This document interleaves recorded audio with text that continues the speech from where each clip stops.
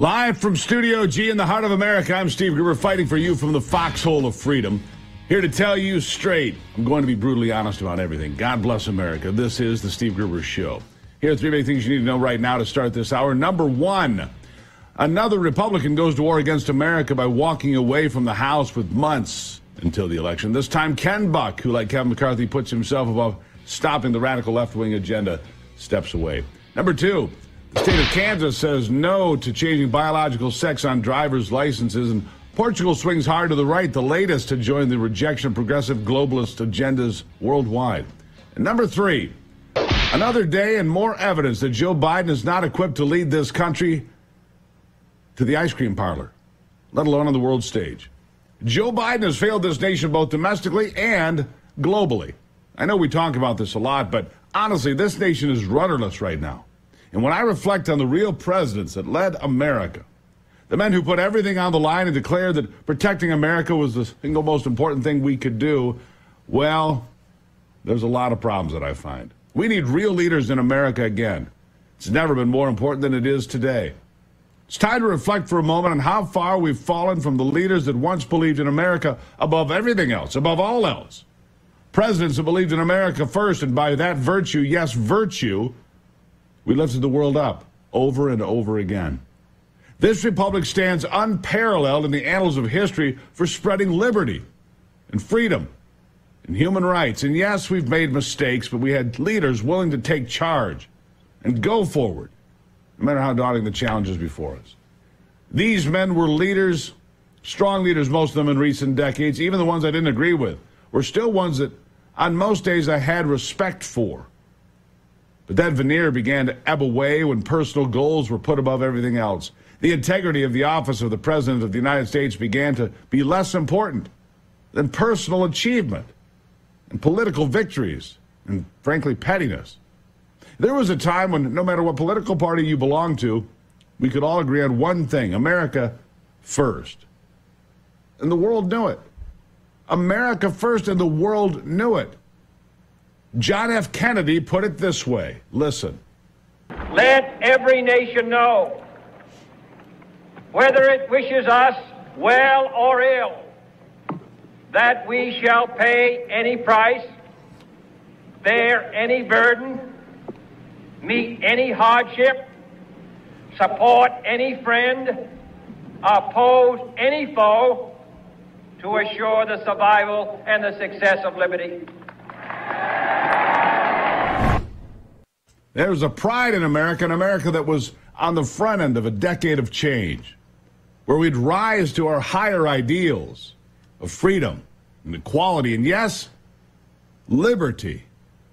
There was a time when Americans came together in common cause because we understood that freedom of thought, expression, religion, of self-determination, and self-defense were the foundational principles and the cornerstones of this republic.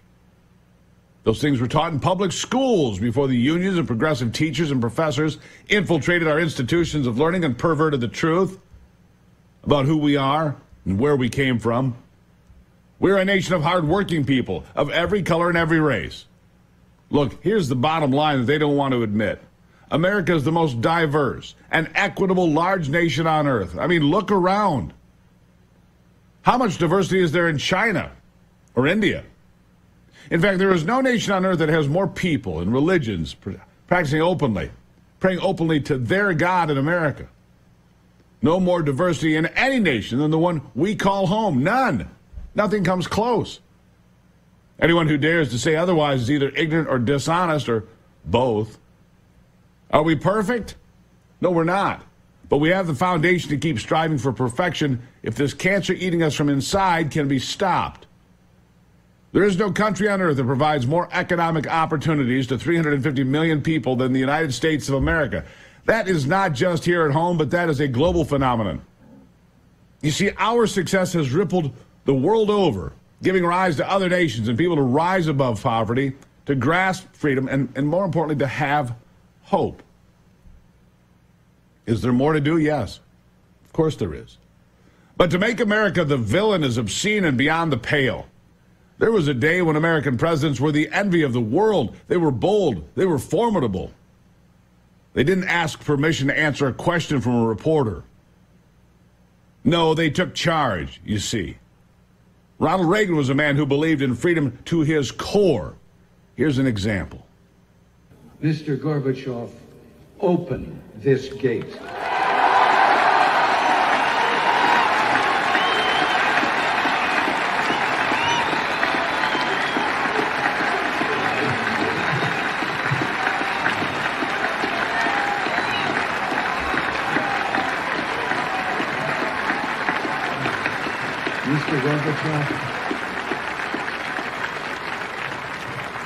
Mr. Gorbachev, tear down this wall.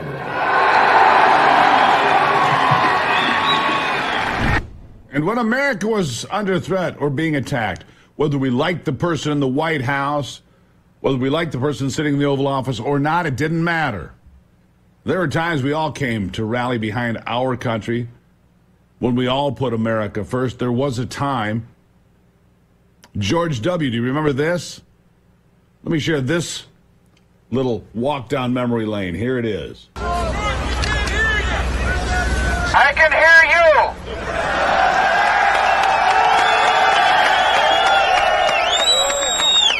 I can hear you.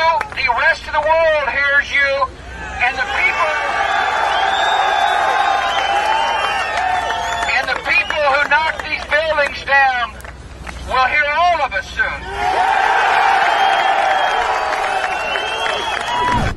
Yeah, there was a day that we had confidence. If the phone rang at 3 in the morning, the person that would answer the call was ready to protect us, the American citizens, to protect this country. Today, probably like you, I don't have that confidence. I don't believe Joe Biden's capable of doing the job at any level. And it gives me no satisfaction to say that at all. We've all seen Joe Biden lose a step. I mean, he isn't even the guy who ran for president. His decline is obvious, rapid, and a danger to all of us. On Capitol Hill Tuesday, instead of admitting the truth about how far Joe Biden has faded, however, Democrats, in a desperate bid to cling to power, keep trying to attack the man who investigated the president for his illegal possession of classified documents dating back decades. Special counsel Robert Hur released a report a few weeks ago in which he made it clear Joe Biden is a sympathetic elderly man with a bad memory.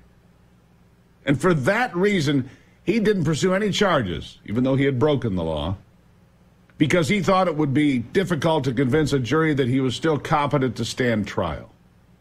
And we're going to dig into this when we come back, because this is telling. The Democrats don't care about leadership or competency in the White House. They just care about having their party in charge so they can manipulate the system to control you. They're willing to put a man in the White House that is a, what's the word they like, existential threat? That is an existential threat to this country. They'd rather have that than give up their grip on power. I'll discuss it further after the break.